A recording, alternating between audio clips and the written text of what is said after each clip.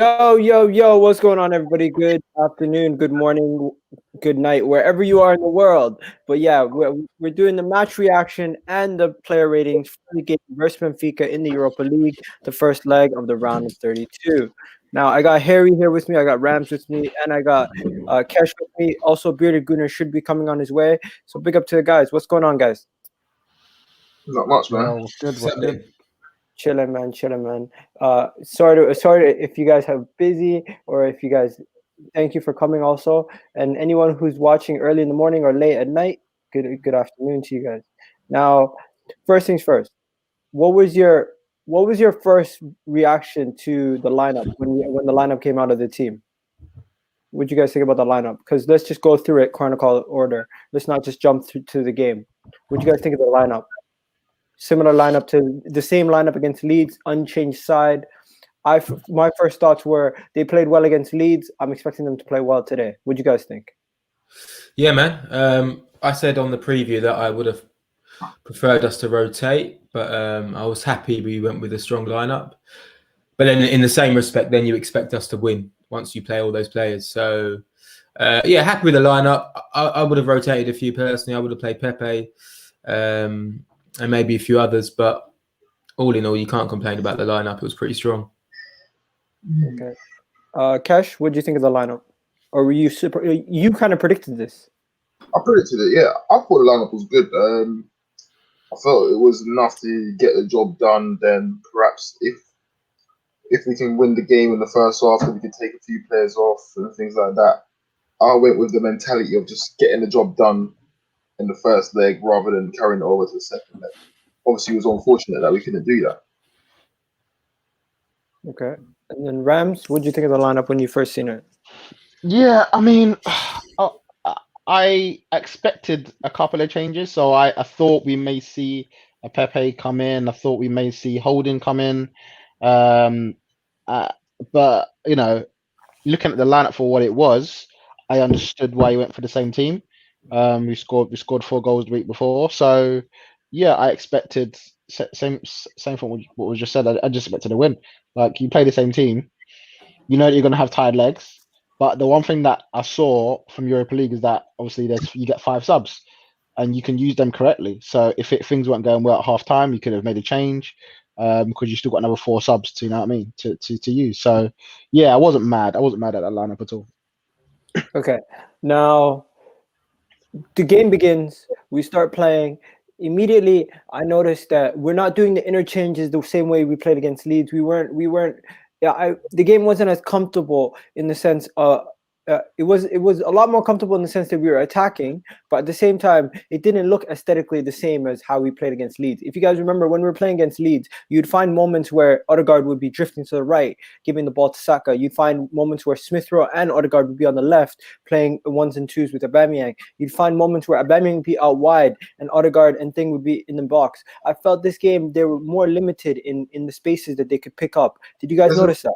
There's a reason for that, though. I don't understand why we're so upset that we wasn't able to replicate what we've done against Leeds. If you look at the way Benfica set up, there's no way we would have possibly have trained for that. They play a 2 banks of 4 with a 2 up top. That's their normal formation. They just adapted it, and listen, we're not this amazing football team. Don't let the last few months fool you because of what we've done against other teams in the league. European nights, this is what tends to happen. You saw it last year with the likes of Man City out there in Madrid and things like that. It happens. This is what it comes down to. Other managers who come and they'll try to stop you from playing. And last night they done it. Like normally when a team plays 3 at the back with wing backs and everything, you know what they're trying to do. They're trying to be defensively stable, but also use a lot of width to create chances. They didn't do any of that.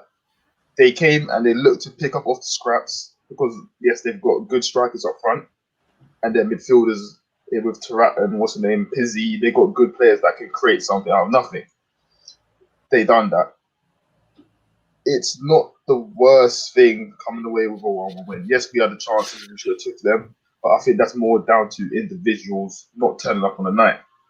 Yeah, exactly. It's hard to compare the Leeds game as well because, like Kesh said, Leeds play a total different style to Benfica. So their Leeds were so open. You know, they play the game like five-a-side. It's just back and forth. So ultimately, if you've got better players, you should be able to beat them, which is why they lose so many high-scoring games. In the same respect, we created a decent amount of chances.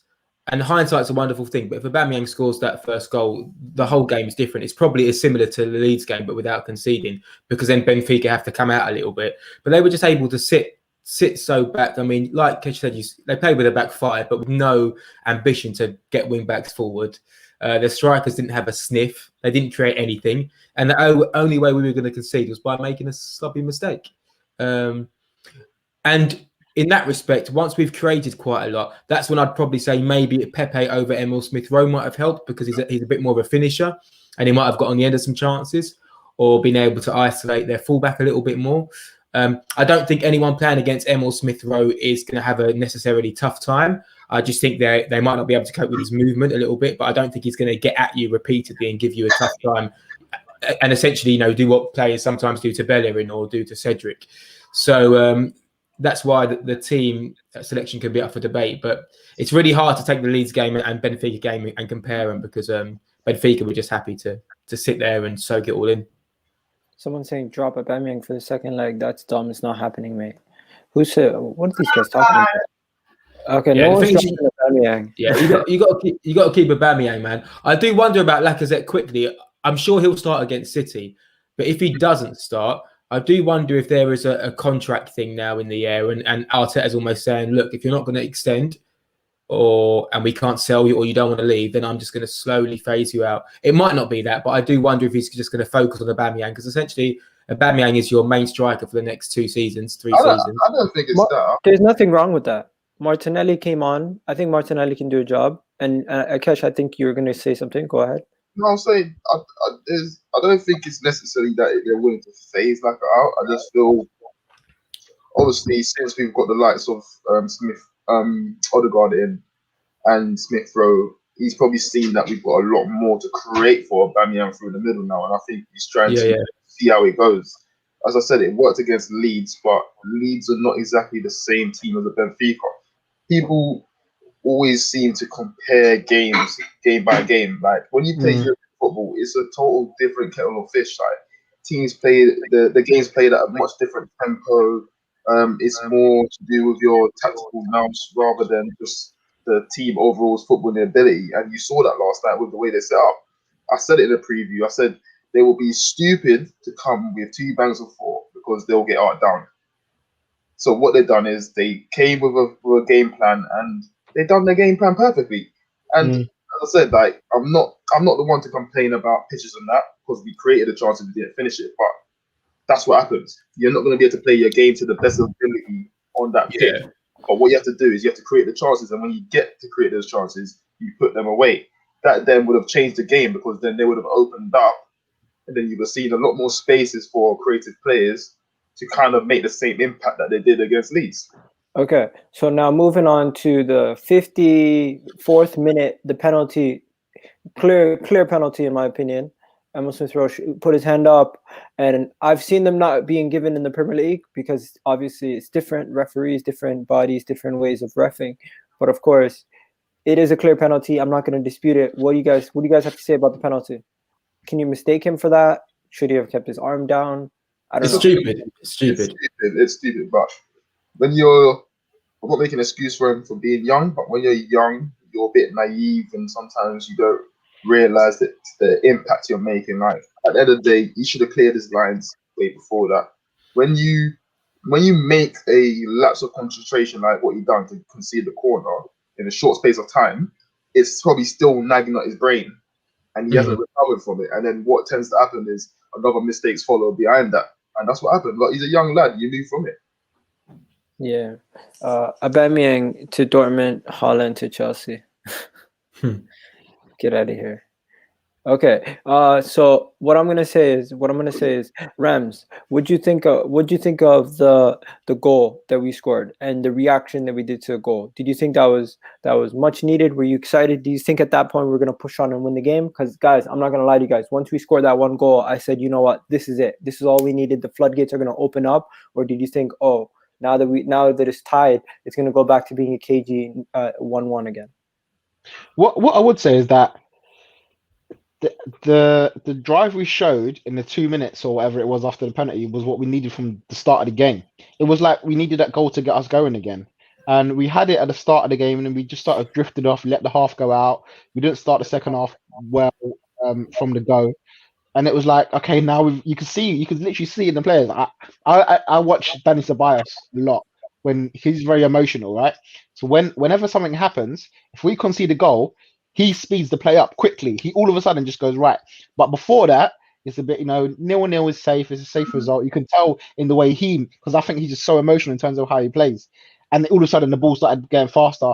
I think Odegaard played in Cedric, and then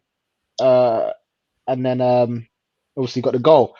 And then it was just like back to like, okay, we got the away goal. We're level now, and it was like, if we can get another goal, good. But if not, it's there was no urgency to really go and get the next goal. And that's my problem that I have with Ceballos. Like, he's technically a very good player, but he's still stuck in this mind frame of playing the Spanish game. They're more cautious and they take their time to build up and things like that. But listen, like, he needs to change it. You need to be on your game. You need to take the game to the opponents. There's a lot of times, like when I said last night about that, Dani Ceballos wasn't doing a lot of things right. I'm not saying he played poor, because he was dominant. He was very dominant in what he was doing. But in terms of making an impact and hurting the opposition, he wasn't making the right passes, because there's a lot of times where Odegaard will be in the pocket of space in between the lines, and you just think, give it to him. There's no one on him. Give it to him. There was one opportunity where Odegaard was on the half turn. If Dani Ceballos just punched it into him in between the lines, it would have been an easy first touch pass in behind to Aubameyang. Aubameyang made the run. Odegaard was just waiting for him, didn't do it. It's little things like that hurt the opposition. I'm not interested in. I understand the game of recycling the ball and keeping it moving, keeping it ticking, but you've got to know when to make that move and speed it up and go forward. And sometimes he doesn't do it.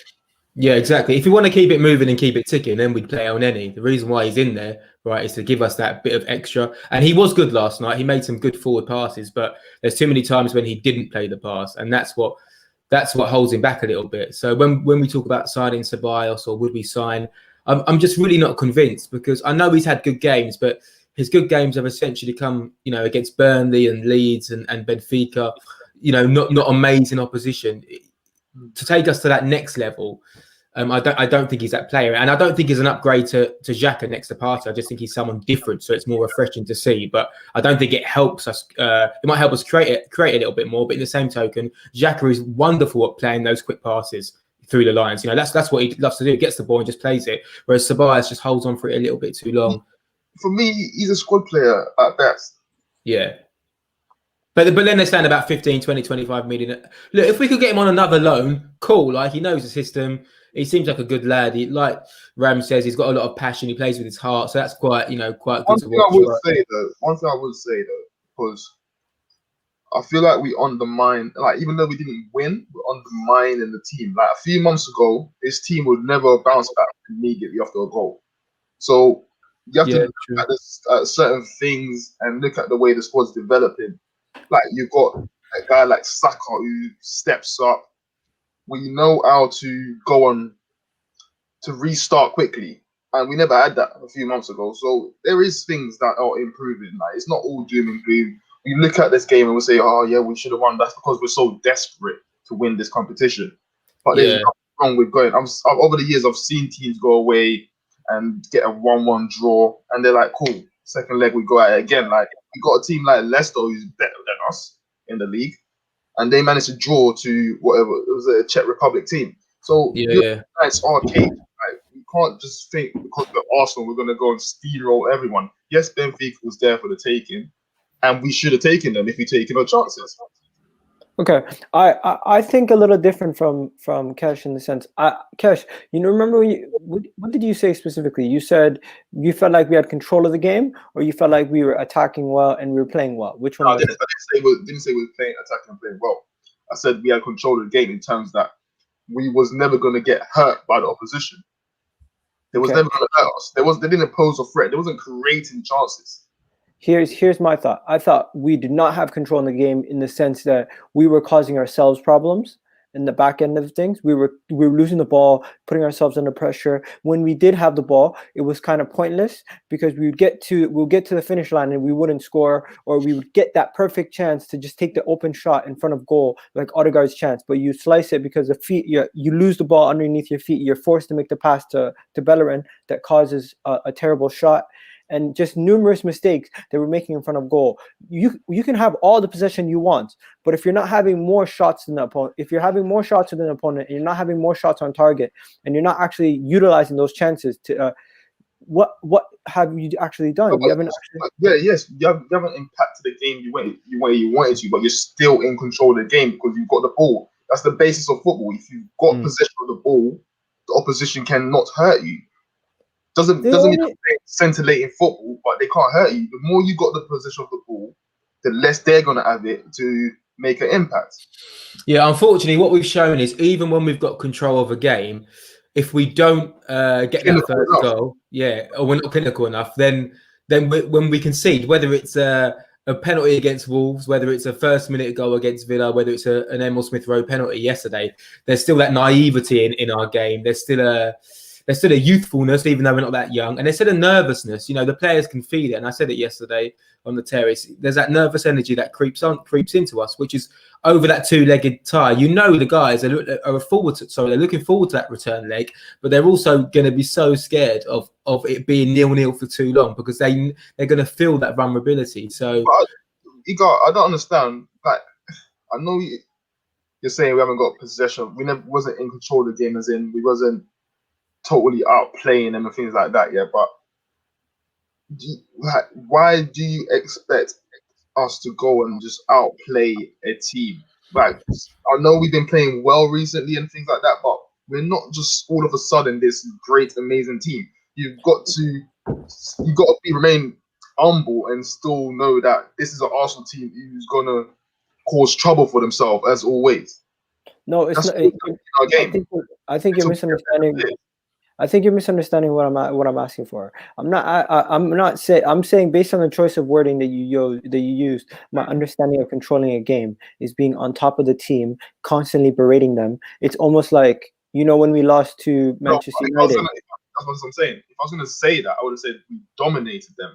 Dominate is where you got possession and you're controlling the game, but you're constantly at the team. It wasn't doing that. We were just recycling the ball, and it was safe for us. It was totally safe. There was never one moment in that game where I felt, oh shit, like we're up against it. It wasn't that sort of game for us.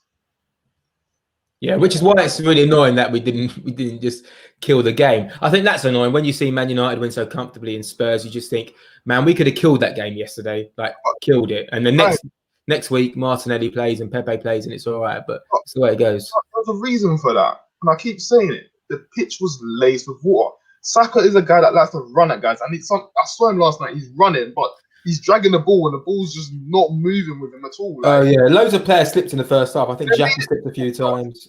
And listen, it's smart of them. It's very smart of them. I applaud them for doing that, because when you play European games, you got to have your wits about you, and they had their wits about them, and they done what they had to do to stop us. Yeah. Yeah. Okay, and then let's move on to substitutions. A lot of people are mad about the substitutions. What part of the substitutions were you guys mad about? Because I was upset that I personally felt like we needed more men in the box, and I felt like Lacazette or Martinelli would have been more useful than Pepe, and I felt like we should have made a change for Smith-Rowe earlier. What did you guys think? We should have made the substitute a lot earlier. Not that I think it would have made a difference. Because when you saw the likes of Tierney came on, Pepe came on, there was times where Pepe, I know we're saying, oh, it's only 10 minutes or whatever it is, but the runs he was making, there's times when Tierney's pushing and Tierney's saying, go, just go, I'll feed you. He's constantly wanting the ball to feed.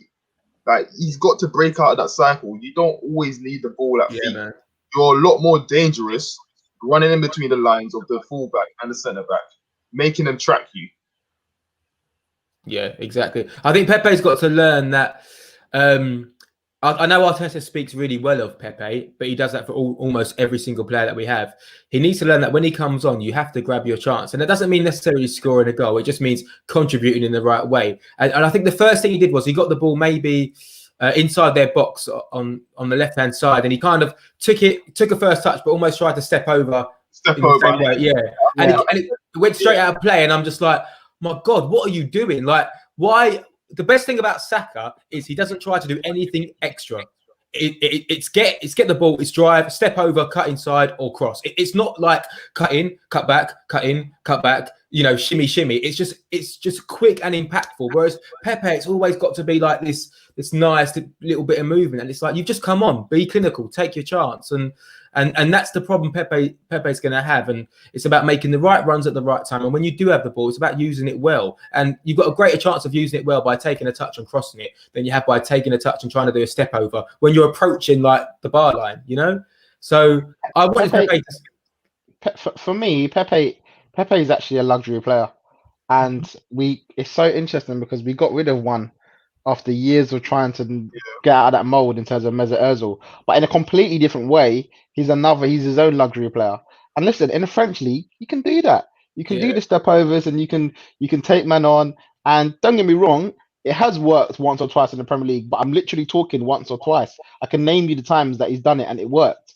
Like the Man United game, I thought he'd done well, but there was even a point where it's like you just don't even like. You didn't even need to do it. You don't need to do it every single time. I don't mind.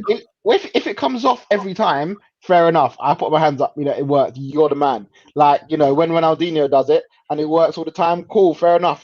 He's a Ballon d'Or winner. You're not. So you've got to now prove yourself to us. And I just feel like he's still playing like it's five-a-side football. Like it don't matter if you don't win the game. I don't mind him doing it. Go on. No, you go. Yeah, no. I'm saying I'm just want to compare it because in terms of like Aubameyang, right? He done it against Leeds, 1-2, bam, bottom corner, and he scored. If Aubameyang misses that, we'll let him off. He's done it. He's done it for 2.5 years. He scored 22 goals. How many players that love to do skills is actually at the top right now? Yeah, exactly. Apart from Neymar, Mbappe will do a few step overs here and there. A lot of players are at the very top right now of simple players. They pass, they move, and they're very effective. Like being simple is very effective. You don't always have to be this flamboyant step over trick star. I don't mind Pepe doing it, but what's his purpose to do it? It's to gain half a yard, right? It's to find space. So you don't have to do that. You can literally get it, shift it, and do it quick. Aubameyang doing 2 step overs or 3 in like quick succession before Leeds is totally different because he's running at speed, he's driving at the defender, defends on his back foot, and he gets his shot away. Pepe does it in positions that it doesn't need to be that complicated. And after a while, Arteta's going to say, why am I going to ever give you a chance over Saka? Why? I know people are saying, he hasn't had 4 games, or when he plays well, he gets strong. You can say that, but then if we played him in the Leeds game and we never had the same impact or result, then you will be the same ones complaining. At the end of the day, he went for a team that just won and whitewashed Leeds. There was nothing wrong with that team. That team was good enough to win. So I don't understand the complaints. Because if he rotated it last night and the same thing happened, people were saying, we should have rotated. We should have kept one for the strongest team. So it's just very flip-floppy, the things that we say. Just because it didn't work. It didn't work perfectly, but we still got a result, 1-1. Now, if we go lose next week, then you can complain. Yeah, like I said, I would have started Pepe, and even though I'm criticising him when he comes on, I'm kind of contradicting myself, but I would have started Pepe in the overall game. I just think when he does come on, you've got to be so much more clinical. But if you look at the subs, Tierney come on the 64th minute, Martinelli 77th, Pepe 77th, and then elneny, Willian right at the end. So I think by the time it's got to the 75th minute, 76th minute, I think the team are too scared to lose to even see that much of an impact from Martinelli and Pepe. Like we were playing really, really reserved. So, and that's probably a psychological thing or instructions from Arteta just to say, look, this game's not worth losing. That's what I think. That's what I think. Maybe half time would have been the best time for a first sub, just to inject a little bit of life. As I said, you got 5 subs, you got time. You know what I mean? It could have even been Tierney. Although I do feel like, in a weird way, he was rusty and Cedric was actually playing. Obviously, got the assist for the goal and was a bit more effective going forward. But I think that for him to come on the 60th minute, I think the plan was always to give him 30 minutes to get back to full fitness. So I'm not mad at that. Guys, what about this? What about this? People are saying if Arteta loses the Europa League, we have to sack him. It's ridiculous. How many better teams are there in that competition? Yeah, sack him now then. Sack him now because we're not going to win it. Honestly, we ain't going to win it. There's no way we're going to win it. There's no way. I'm not being negative, but we like I said last night. Yeah, we spoke about this last night, and the thing is, we got to look at it from a board's mentality. Like, they gave him the job as a full-time manager in the summer. Let's not forget, he's not a head coach anymore, right? So his role at Arsenal goes beyond just what happens on the pitch. Off the pitch, he's got a lot more to do in terms of talking to Edu, probably with Vinay, that a lot of the other head coaches, the Ollies, the Tuchels, and whatever, have. So with their role is purely, if you can't the players on the pitch, you're going to get sacked, and I think that's why it happens quickly. We made a decision. We didn't hire Emery as a manager. We hired him as a coach, and we sacked him as a coach. We've already given Arteta the manager. That tells me the board are going to trust his process to a level to where they find it untenable for him to be in a role. So I don't think he's make or break for the Europa League. Maybe a head coach would be. Maybe if he was still head coach, he could be make or break. But I just feel like, as I said yesterday, the football is working and we're playing at a good level. I feel like you'll get another year at least to try and improve the team.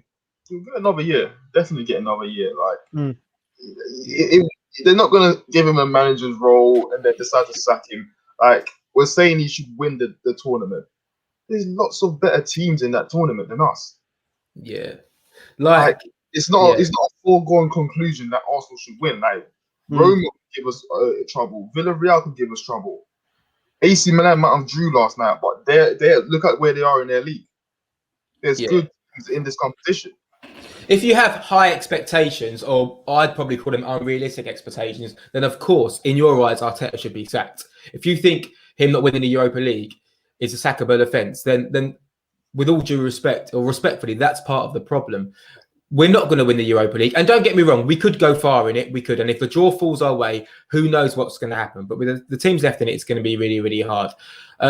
So in terms of, Arteta taking us backwards, or we should keep with Emery, I mean, look, we all saw the football under Emery. We all saw how much the players were trying, or in this case, weren't trying. We all saw Lacazette not celebrate an equaliser at home to Southampton because the situation became untenable. No one enjoyed playing under him. We saw Monreal want to get out quick. We saw Ramsey want to get out. We saw Koscielny want to get out. Players that probably would have stayed if they had a manager that they really enjoyed playing for. So the players really like playing for Arteta. And whilst it's not this isn't Tinder, and we're not looking for people to be best mates and whatnot, it's important to understand that what he's building is appreciated by the board and appreciated by the players. And unfortunately, the results aren't showing that. So I get why we would question Arteta. But there's no way in a million Sundays he's getting sacked this year. Unless we come 16th or 17th, there's no way. There's no way. So it's almost empty noise. You're just gonna annoy yourself because it's not gonna happen. Okay, so let's just keep it moving because honestly, we're gonna be on the same thing all over again. So today I just want to go through a little bit of the player ratings and each player and what you guys thought about each player. So first things first, let's just go to their team lineups. 1 second. Where is it?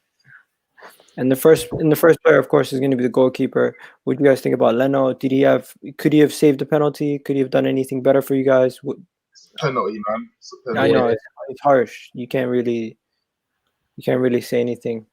I don't know. Where do you guys start? What would you guys give Leno? Quiet night. 6. I mean, he had nothing to do. He didn't do anything. Yeah. The penalty was weird, right? Because he did like a little jump before the guy took it. Like, it wasn't actually that far in the corner, the penalty, but he had a weird technique. So he was almost like halfway in the air before he jumped. So he didn't give himself a bouncing springboard to save it. But I mean, I thought Leno could have saved it, but obviously I'm not going to judge him on that. What do you guys give him overall? Because he had 2 saves to make the whole game? Yeah, I'd say 6. I mean, 6. Cash? 6, yeah, I'll give him 6. Rams? Yeah, I'm good with that. Yeah. Yeah. Okay. And then people in the chat, what are you guys giving him? People in the chat are what are they giving him? We got a 4. We got a 6. Oh man, you guys are harsh always. Cam's is always harsh. He took long with the ball. He did take long with the ball. I did think he did take long with the ball. That's a good point, actually. That is a good point. That was a good point. He kind of put us under pressure, but luckily he didn't lose the ball that led to a direct goal, right? Then you have a lot of 6s. So it sounds like everyone's understanding and agreeing with each other. Everyone's kind of saying 6s. Didn't have much to do. Now, I thought Héctor Bellerín was poor. I'm going to just get it out there. I thought he was playing against us at times with playing the balls offside when the ball should have been released earlier, not making the passes to midfield, not being brave enough with his decisions, and at times costing us opportunities going forward. And defensively, him and David Luiz could have done better at times. He's not good enough to play as an inverted fullback. He's not like we've got to replace this guy, honestly. And listen, I don't know how much money they're gonna be given for the summer, but that's a priority, bruv. Honestly, he's got to go. Seriously, man, come on. It's ridiculous. Like the decision making, the some of the runs he goes, like he's almost sometimes running beyond Saka, even when the overlap's not even on. And I'm just thinking, are you that clueless? Like, have you not got a brain? Like, he's not even that fast anymore, but his brain is still ticking faster than he was. Just slow it down a bit. Use your brain. Stop playing at 10 miles per hour. It's ridiculous. I gave him an overall 4. What'd you guys give him? And your thoughts? I'm not going to comment on this one. I think a 4 is fair, considering he did put it on a plate for Batman. I think a 4 is fair. Yeah, the thing is, yeah, I'd probably give him a 5. I do hear that though. I do feel like he struggles in that. But he's he makes the runs. The thing is that run was a great run, and I always said if Aubameyang scores, he gets an assist for the goal. I don't think there's anything wrong in that, and that was a massive part of the way he played. I feel like in times he wasn't picked out. You know why he does make the run? When you're playing as an inverted fullback, you're basically almost playing as an extra centre mid. So technically, he's not that good on the ball, and technical players like to play the intricate football and that. You've got to use your head more than just your running ability. He relies on his running more than playing football, and that's where he struggles. Did you guys notice that that image on Twitter from the post game where they were talking about how he was playing against us in the sense that he wasn't passing the ball quick enough. He was holding on to it for too long. Wasn't giving the ball to Odegaard in the half spaces in between the defense and the midfield. When he had the opportunity, he would just push the play forward into no man's land instead of actually making the pass. And I had the images. I think I swear to God, I said it last night. That Leeds result, played against us. It played against us. The way him and ceballos was trying to play, it's like they suddenly felt there was these new players because of one little result against Leeds. Instead of just playing the game, just play the game. Do the simple things. Look, I saw that so many times he was doing it. Donny suddenly thought he was Daniel Alves. Just give the ball. And then look at what happens. Basically, the pass is now gone, and the defender takes the ball off him a couple yards up the pitch, and that's kind of why we're pissed, right? Because it's like simple things. Just play the ball. Imagine that was Cancelo in that situation. Cancelo's gonna pass it to Odegaard, and he's gonna make the overlap. That would have took that defender out of the play, and you would have been wide open. Okay, so it's understanding that you guys want to give him a 5. I feel like 4 is fair. What are you guys saying? What's the final verdict? We give him a 4, 5. Someone's saying 1. Some people are saying 2. Oh, come on, man! It's so harsh. It's I know we don't like him, but come on, man. Let's not play. Some people are saying 4. Some people are saying 3. Some people are saying, why is he poor? You got to be really careful how you analyze a player, man. You know, screenshots of him not making a pass. Like, you can do that with absolutely every single player. I get the frustrations, but in all honesty, he wasn't that bad last night. But because we don't like him, or because we have a negative perception of him, everything he does wrong, you only see it, and it's simple as that. It's bright as day. There was a lot of times when there was open space and he drove and played decent enough balls. So like, I'm not going to give him a rating, because I feel like I'll just be way off. Man. If you think 6 or 5 is adequate for him, say it. I think every single player on that pitch last night is a 6 to 7. There's no one should be under, no one should be over, because they never got at us. We created a few chances. If he got the assist, it changes the whole rating, which is thicker than itself. And I think to dissect one pass when he could have passed it to Odegaard, and he said he just ran into no man's land, I think it's a little bit harsh. He had a 91% pass completion rate yesterday, so he obviously didn't give away the ball that much. And I know he's not great, and I know we can upgrade, but there's certainly not worth, like, absolutely kidding the guy in the comments, because that's not what it's about. That's not the way I think we should be. No, supporting our players. But anyway, I think the 4 is fair. Like, as I said, it's not just about him keeping the ball; it's the decision making, and sometimes a lot of his decision making hurts the team. Because there was a few times where you went marauding forward, and Saka has basically left the wing, gone inside, and this is how this play always plays out this way. Yeah. Do you think he can improve? No one there covering him. And then that's how we get broke on. Yeah. Do you think he can improve? Do you think under Arteta he can? Because obviously you can't teach someone to change their, like, dribbling style. Even the way he receives the ball is very, like, awkward. He almost runs in straight lines. There's no, like, fluidity or nice movement to the way he controls the ball. It's all very rigid. And I know he can't change that side of his game. But do you think he can grow into the role? Do you think Arteta thinks, do you know what? Who am I going to get out there? Like, we're talking about Lamptey, who we've seen play about 5 times at Brighton. I know we're not, but, we'll go get Max Aarons or get this kid. Like, do we think for the money we're going to spend on them and for what we sell for bellerín, do you think it's going to be huge improvements? And just as an example, look at Thiago at Liverpool. I know they have many factors that are affecting their performances, but Thiago technically is obviously their best central midfielder. But playing him in that middle 3 doesn't necessarily make them a better team. It just gives you a different profile of player. I'm just interested to know. I don't think they can, but this is where it comes down to the board actually wanting to show their hand and be ambitious. Because the way Arteta wants to play, you've got to give him the players that suits his system. And if you're not going to do that, then you might as well pack it in, call it a day, give us a David Moyes. It's as simple as that. A David Moyes who's going to come in and not play a certain style, but he's going to look to get the best out of these players. And getting the best out of these players is not going to push us to be into Champions League. You might as well call it a day at Arsenal. Rams, do you think he can improve? For me, no. And I think he can improve as a player, but I don't think he can improve at Arsenal.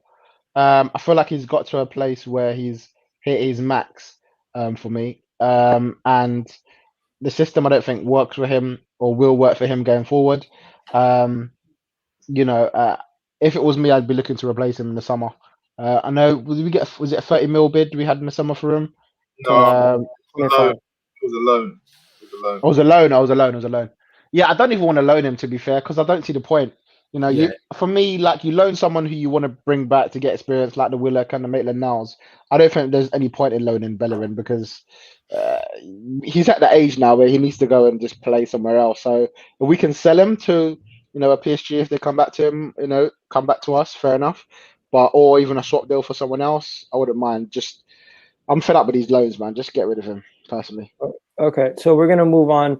So we ended up giving him a 5. That was fair, based on the fact that Harry didn't want to give his rating. We'll just increase it a little bit. Now, going on to Cedric. What did you guys rate Cedric in the chat, and what did you guys rate him? I'm gonna start by giving Cedric. I feel like he played well. I'm going to give him a fair 7. I don't even think he played that well. Besides the assists, I don't think he played that well. I thought he played quite well in the sense that he was one of the ones that was always open on the overlap. We needed the numerical advantage since they were playing a back three, and he was getting open. He was brave enough to get there. And defensively, whenever we were getting attacked, I didn't really notice his side being the side that was getting opened up. I think he was a 6 at best. Yeah, I'd say a 6. I mean, no one really opened us up. No one really put us under pressure in that respect. No, I don't think anyone took on the fullbacks last night. I think he done okay. He was, I'd probably say, better than previous games. I don't like it when he gets the ball deep in our own half and he just plays a first-time ball around the corner, because it's almost like it's a hit and hope, because it's almost like he doesn't want to receive the ball on his left foot. So rather than try and carry on playing passes or whatever, he just goes, bang round the corner, that should do it. So I don't like when he does that, but he's playing out of position. He's looking good. Ultimately, him and Bellerin are pretty close, but Cedric, it looks a bit better. He dribbles a little bit smoother. He's defensively better. Is he your first choice? Is he your first choice right back? People in the chat. Is he your first choice right back? He should be our backup right back, and we should go and get a right back. Yeah, that's what I think. No, but from what we have right now, the window's not open. Is he better than Bellerin? Not for me. He's not now. But I don't think he's proved that he's enough to be. Bellerin. I don't think he's proved enough to be better than Bellerin. Like, he's had good games which are better than Bellerin, but Bellerin's had good games that are better than him. I don't think he's gone to the mark where he is out. He's now put himself as the number one. But we gave him a 4-year deal, didn't we? Yeah, definitely. So, I wouldn't say he's stay. far from it, but I think he suits what is more the image of an inverted fullback. Someone who's with the ball, someone who can pick a pass. He suits that mold. Not that he just suits what Arteta wants to do with that right back position. Yeah, I can't argue with that at all. That's spot on. I can't lie though. I just can't stand him at left back anymore. Like, I understand we have to do it, but that cutting into the right foot business is just annoying me, man. Like, we get to the byline, we get to the box, and then he obviously literally got no left foot, so he has to cut in. But it's that second that Tierney would have usually to just put that first time ball in that we lack on that side. And it's an error on our part for not getting a left-footed fullback in January, listen, getting rid of Kolasinac is always the best move, right? I'm not advocating for him. It just feels like we lack a bit of something not having a left-footed fullback. So when Tierney's back to full fitness, I'll be delighted. And it's not necessarily a bad thing on him. It's just that he's just not. It's just not his thing. He's just, he's not got a left foot. But it worked well for once in that Southampton game with that great ball to Saka. But I just haven't seen that since at all. And if he was doing a lot more of that, like cutting in and bam, first time whip out to the left or out to the right, then maybe I'd let him off a bit more. But I've seen it once and I've not really seen it happen again since that Southampton game. So for me though, I'd give him a 6 as well for me. There you go. I got to shoot, bro. I got to shoot. But no problem, bro. My ratings would be 6 for everyone else, but Saka and Ceballos, I'd give them a 6.5. Okay, so 7s. Oh, 7s. Yeah, 7s. All right, guys, have a good one. No problem. Take care. So next we're gonna go David Luiz. I think honest 6, no question about it. Just give him a 6. Keep it moving. What are you guys saying? I thought both the center backs were 6s. I thought on the ball I thought Gabriel was better than Luiz personally on the ball. He looks like he's getting back to where we saw him at the start of the season. He had I think he had the best pass accuracy in the game, or especially at the back line anyway. And he just looked a lot more confident on the ball. I was a bit disappointed with both of them in the second half for not getting us forward. Remember, you have to think about Arteta's play. A lot of the play comes from the back and it builds to the front. And I just felt like in the last sort of 20 minutes of the game, it was like back and forth between them. And I was like, David Luiz is a man we know who loves to run out. Like, he never did it once in the second half. Get the ball and just bring the play forward. So that was a little bit disappointing. I could probably give Gabriel a 7 and a David Luiz a 6. But yeah, I mean, that's as much as they'll get from me. Okay. Kesh, David Luiz? He played all right. He was solid. Give him a 6. Gabriel, same thing? Same thing. everyone's kind of giving them both 6s. So people in chat, you're also giving Gabriel a 6. That's the question you have to ask yourself. I didn't really notice Gabriel besides the balls that he was playing forward that were offside a couple times. Those were good balls in behind. I felt like Aubameyang could have done better holding his line, but of course you could also play the ball earlier. I don't know. Is that harsh? A little bit. Yeah, no, I'm not gonna rate him on that though.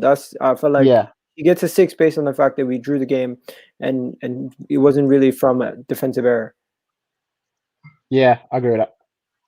Okay, now moving on to midfield. Here's where we're gonna fight. I thought Ceballos was absolutely doing amazing, and I was gonna give him, for a player who I'm saying was doing amazing. I'm talking in comparison to his own standards. I'm giving him a 7. What are you saying? Okay. I'll give him a 6.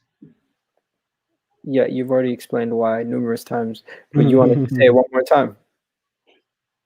Oh, listen, like I said, as an overall, yes, he might have been the better player on the pitch than everyone else, but he wasn't outstanding in terms of his decision making. I felt he could have done a lot of, he could have made a lot of better choices, shall I say? But overall, the team was just average, honestly. Yeah. I thought Ceballos was good. I thought he moved the ball quite well. I think he was better in the first half. Or they did play the good ball to. Was it him that played it to Cedric? I think it was, wasn't it? But yeah, so at times he was good. He made the cutting passes. I want a bit more from him on that though. I feel like him and Odegaard are probably the ones that do make the passes a lot more than anyone else. So I'd like to see that a bit more. But yeah, agree with that comment. I said he sometimes just takes too many touches to get the ball out, and it just slows us down a little bit. So yeah, there's no way you can get any more than a 7. But yeah, 6 or 7, 6 or 7.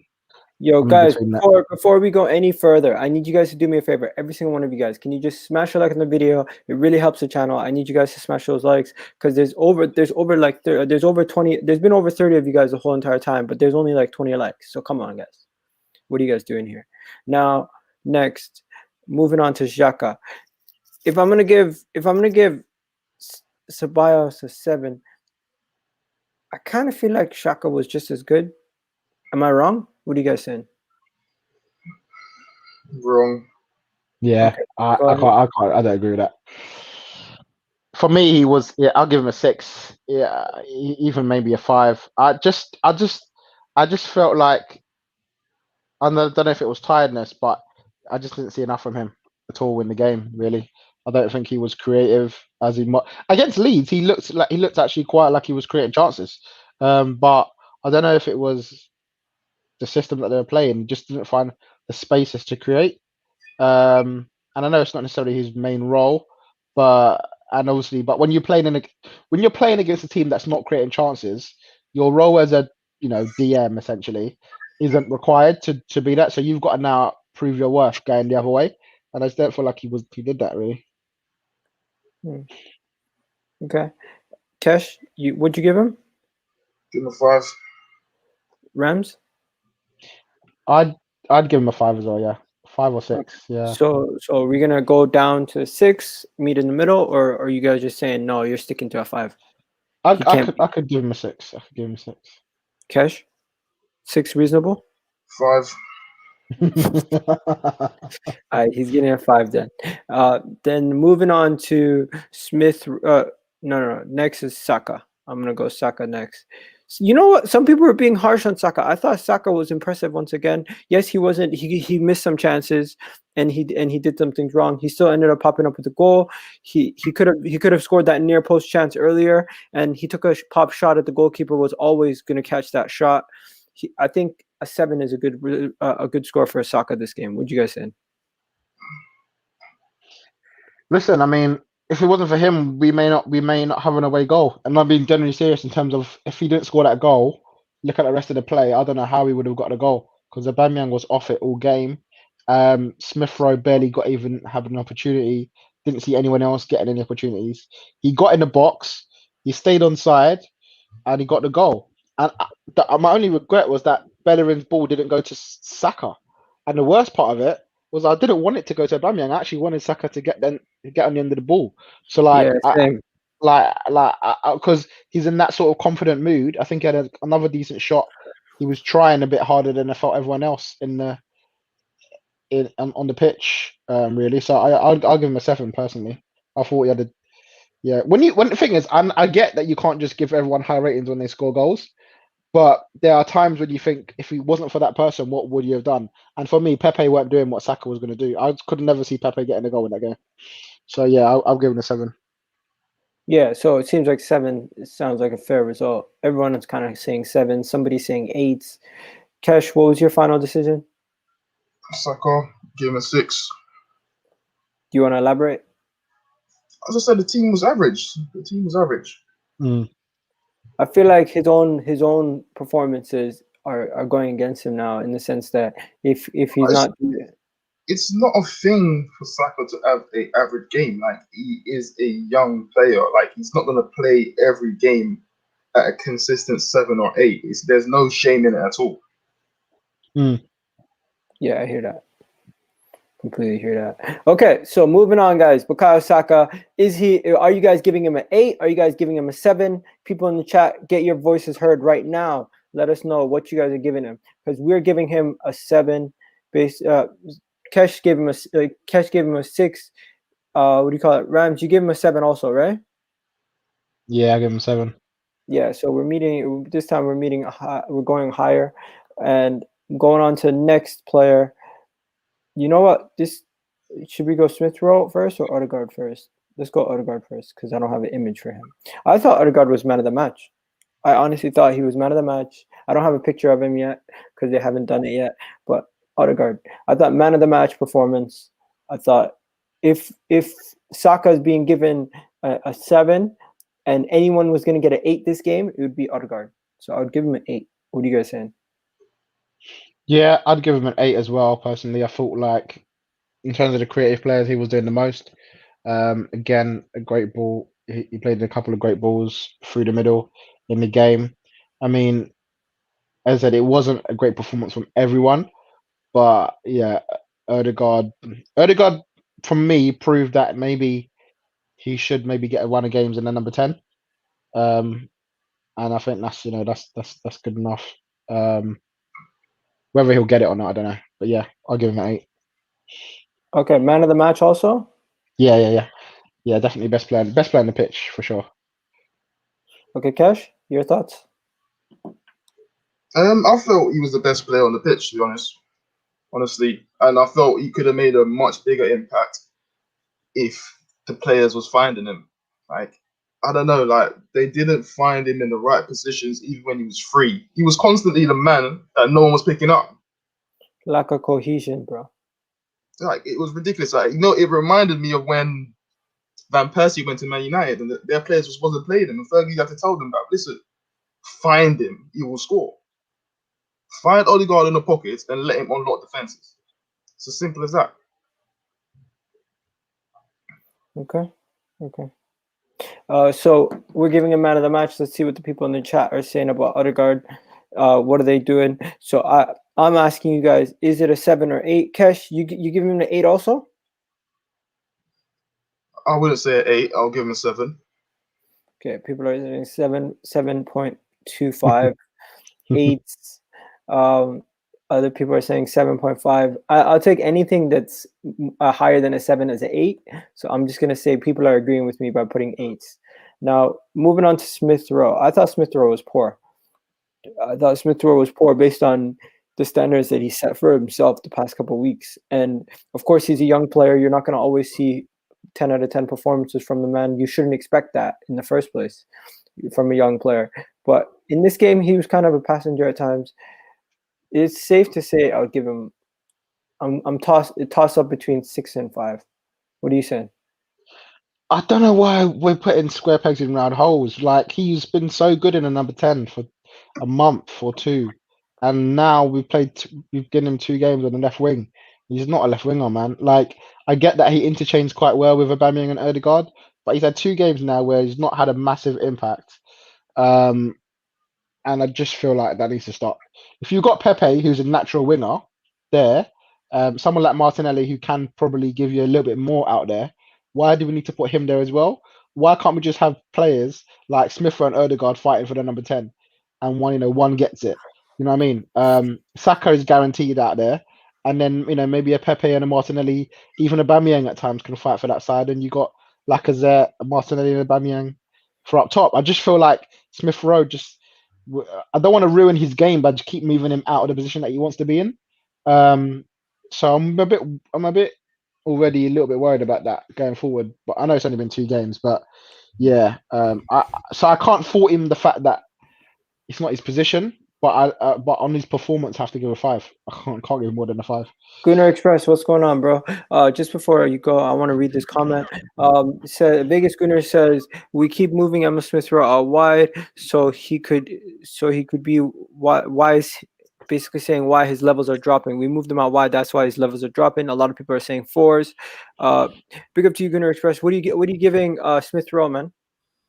I give him a 6 on my player ratings, but I can accept anything lower than that. I don't agree with the thing going out wide because he's been a wide player a lot of his career. Like he can play wide or down the middle. He played wide in the under-23s and even went wide for Huddersfield a few times. It's the fitness for me. It's the fact that he's played every single game pretty much since Chelsea. Yesterday he went down around about 30 minutes. I think that was fitness. I think he was so tired. He just had to go down for a minute and just take a rest. I'm not playing him against City. Don't feature him against City because it's a really high intensity game. Give him a 90-minute rest, get him in next week and see what he can do. I think him and Ødegaard actually work well together. Like together, they're quite good. But yeah, 5 or 6 probably for Smith Rowe. Okay. What about Kesh? Would you give him? He was poor. As I said, the same things for like they're young players. They're not expected to be consistent every game. Probably one of his worst games I've seen him play. I'll give him a 4. 4. Okay, that makes sense. Now, so we're gonna lower it down to a 5 to balance it out. Now, you came just in time for the big man, Aubameyang. Gunnar Express. I'm gonna let you go first. I'm gonna set the bar as low as I'm gonna set it at a 4. You guys tell me if I'm being harsh or not. I just felt like numerous chances. He has blood on his hands for this game. He's not the only person who lost us this game, though. There's other people who have part to blame themselves for this result. But of course, Pierre-Emerick Aubameyang does have the heaviest bearing on this result, missing the chances. Now, Gunnar Express, what do you say? 3, awful. You miss 3 key chances that could easily win us the game. You go from scoring a hat-trick to missing, a hat-trick worth of errors, like chances. It's not good enough. At the end of the day, he's an elite level striker. He's got to score at least one of them. As an elite level striker, you missing that first one, that tapping an open goal is sad. It's quite embarrassing. He missed that chance against Newcastle. Let's not forget that as well. The third one when he's on his left foot, 1-on-1 with the keeper. What are you doing? Just smash it with your left foot. Like you did it against Newcastle. You smashed it with your left foot and it went in. Like you've got a defender to your right side, so you put it on your right foot. The awareness was not there for that third chance. And the second chance when he was down the right, he was putting it across goal. It actually went out for a corner. So you can argue that he probably could have scored that. But come on, man. What did he actually do good that whole game? What did he do that was good? He didn't run onto balls quick enough. He was too slow. He wasn't passing very well. He wasn't going forward a lot. And for me, he came off in the 76th minute. He should have come off a lot earlier than that. Because he was not good. He was not good yesterday. But 3 for me. I'll go to Rams. Yeah, can't disagree with anything you said really. Just poor. I mean, like, how many times a season is going to happen, man? I know we let him off because he scored 22 goals Our in a worst row. player. What? Like, Yeah, he was. Yesterday was our worst player. Yeah.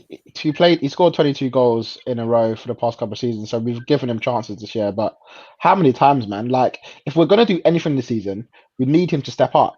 And he's a big part of the reason why we are 10th in the league. And I'm not even trying to be harsh. He's a goal scorer and he's got, 8 goals in the season or whatever it is, like in the league. Like that's not good enough for our goal scorer, for our striker. Like defensively, we've been the second best in the league or third best in the league. And going forward, we struggle to score goals. And this man is our striker and he's missing gilt-edged chances. But obviously he proved last week he can do it. But, I'd rather you scored 1 last week and 2 tonight. Do you know what I mean? Like last night. So yeah. So score when it matters, score when we need it. Get back to your form. These are guys who should be scoring week in, week out, not once every couple of weeks. You know what I mean? So yeah. Granted, he used his pace to get into the opportunities, but reality is he ripped apart Otamendi at the back because he got through, broke the line so easily. Otamendi could not keep up with him whatsoever. So he done that part well. That's the hard part, staying on side and watching your runs. And then, but you got to score the chances. So, yeah. I was going to give him a 4, but based on what I said, I just probably have to give him a 3. Yeah. Kesh? Listen, he had a disaster class. Honestly, he didn't play well. Even the fact that he missed the goals, it's not even a big point. Who's playing music in the background? Overall, he didn't play well. So I'll give him a 2. Okay. 2. Yeah. And then substitutes. Let's do the running order for the substitutes. First things first. Okay. What do you guys think of Pepe as a sub? What could he do? He came on. We all went defensive. We're playing around the back like we're winning 3-0. Well, I don't know what he can do. He had the one chance when the miscontrol. He was in the box and he just about got it on his left foot. If that pulled off and he got that on his left foot, that was a straight cross down the middle. But I don't know what he can do. I just gave him I gave him all standard 5s except Tierney. Yeah. So what'd you give Tierney? 4. Yeah, he's been injured. Yeah, he hasn't played, but he wasn't good. The few times he whipped a cross in, it was awful. There was a chance when he tried to nutmeg one of the Benfica defenders. I know if he's fully fit, that's pulling off, but it didn't work. But I'm not blaming Tierney. I wouldn't have even brought him on, and especially not for Cedric. Get him on for Bellerin. But I'll give him a 4. Okay, and then Kesh, are you giving any ratings to the bench players or no? I'm going to give him a rating. None of them. Willian, Elneny, Gabriel, Pepe, Tierney, nothing. Nah. Ram, same thing? Yeah, same thing. Same thing for me. Okay, so then we'll move on from this now, and then final portion, quick fire, yes or no's, and responses to statements that have been said across world football. So first things first, have you guys heard? You've already heard about Matt Ryan and Dani Ceballos signing a new deal. Rams, would you take them, or are you one of those people saying no? For who? Sorry. Matt Ryan and Dani Ceballos signing new deals at Arsenal. Matt Ryan, I'd sign him on a 3 if his contract ends in the summer. If I'm not correct, if I'm not mistaken, so I'd definitely take Matt Ryan on a 3. He's good backup goalkeeper. I think he wants to play for the club. So I'd definitely be happy with that. Dani Ceballos, I'm not paying 22 million. I'm sorry, I'm not paying 22 million pounds for him. That's too much money for me. Who's noise coming from them? Is that your dog or something? What's that? No, I get it. No, it's not mine. Yeah, so 22 million it's not for me really. I mean, I reckon we send him back and we buy another defensive, maybe even a more defensive player, someone like a Basuma. He's Basuma type player in the middle of the park. It's just so we've got a bit more balance to the midfield. Yeah, he's not I've seen it for 2 years and I've been impressed, really impressed for about 2 or 3 games in the time he's been there. Other times I've been slightly impressed, but do you know what I mean? He's not done enough for me to say, right, go out and get him now. Go out and spend 20 mil, 22 mil. Not for me. Okay. Cedric, what's your verdict on Cedric? Are you giving him the 4-year contract, Kesh? Does it kind of seem smart now, or does it still seem like it still baffles you why we gave him that contract? It's not listen, he came in, I didn't expect it to be a 4-year deal. which is a silly choice considering you're trying to rebuild the old squad and everything. It's the signing just reminiscent to a Willian deal. Honestly, that's what it like. It's just us being cheapskates rather than going and getting a quality right back and using him as a backup. We just tend to do the wrong things. Okay. And then I just want to spend a few minutes talking about this young man from Bournemouth. Have you guys heard about the kid from Bournemouth that we're after now? No. Let me show you who I'm talking about. So I think he's a winger. I think he's a winger at Bournemouth. If you remember the face. So this young guy, what does it say? It says that he's currently. Who's that? Who's making that noise? Is it you? It's like a clapping noise, isn't it? Yeah, I think it's Kesh. Something's in the background making noise, bro. I'm just gonna mute you for a second, okay? What do you call it? So, it says Bournemouth starlet is currently snubbing his deal, and Arsenal are interested in weighing in a summer approach to swoop the young man and bring him in part of their academy. He's 16 years old, right? He's 16 years old. He's played in the first team for one appearance this season in a 5-0 victory versus Huddersfield, right? And it's reported that we're interested in the young man, bringing him part of our ranks and bring him into the academy. So he wouldn't walk into a first team, obviously, but he would be joining our academy as a 16-year-old who's already featured in the championship, and most likely could even be loaned back to Bournemouth if we did get him on a deal, or loan him back to somebody else. What do you think about that? Why not? I mean, if he's going to be stupidly expensive, then no. But if it's like $1 million, maybe like a few $100K, why not? It would be compensation because his contract's running down and he's snubbed a new deal from Bournemouth. Oh, right. Yeah, then. Yeah, why not? Like, if he's playing in the championship, whether it might be one game or not, he must be half decent. Otherwise, they won't put him in. You know what I mean? That or Bournemouth are desperate, but I don't think they're that desperate. I mean, why not? If it's an academy prospect, we need academy players. So, screw it. Kesh, have you heard anything about this kid, or have you heard anything? And also, guys, just to let you know, the report is from the Sun, so that is just letting you know from the first thing. I read about it yesterday, but didn't really look into it too much. Yeah. And Rams, have you heard anything about this kid? No, right? No, I've never heard of him, to be honest. But yeah, similar sort of thing. Like, if he looks like he's got some sort of prospect and we could do with him, then yeah, wouldn't mind it. But he's 16 years old. There's a long way to go from being 16 to getting anywhere near our squad. So he wouldn't even be in the under 23s. He'd be like under 18. So yeah, far back. Yeah. Anyways, guys, that was it for that. And then there's no other real news today besides Arteta talking about the players that he dropped from the team, like Lacazette, Pepe, Willian, stuff like that. Just that he made a little soundbite about those guys. Have you guys heard it? No. He said something like he was suggesting that the players that were dropped for a reason, and that now they need to work their way back into the team and stuff like that. I'm not exactly sure what he's talking about, because I think he saved them all for City. I think that's what he's doing. Like Holding and Marí, I think will play against City, them kind of things. And then we're gonna do a preview tomorrow at 3:00 for the City game. Are you guys worried? Because a lot of people are worried. Yes. I'm worried in the fact that I think we're gonna get beaten, but I'm not worried in the fact that I know we're gonna get beaten anyway. So I'm not preparing myself for expecting anything good. Listen, I mean, our score, like on a day against a big team, we can pull out our result. So like, I'm expecting the worst, but you never know. Like let's be frank. On their run, a draw is a fantastic result. So if we can be anywhere near as good as we have been against them last season in the FA Cup, then this is a different City team. Like they have only won the last 18 games or something now. Like they're demolishing people. For me, it's not even a worry about getting a draw or a win. It's just not losing 7 or 8-0. Like genuinely, that might happen. Like if we play so badly, they will just destroy us. So 1-0, 2-1, hopefully maybe like a 2-2 draw. Yeah, but 6-7-0. That's just embarrassing. I don't want that. Okay, and Cash, bro, you look down, bro. What's up?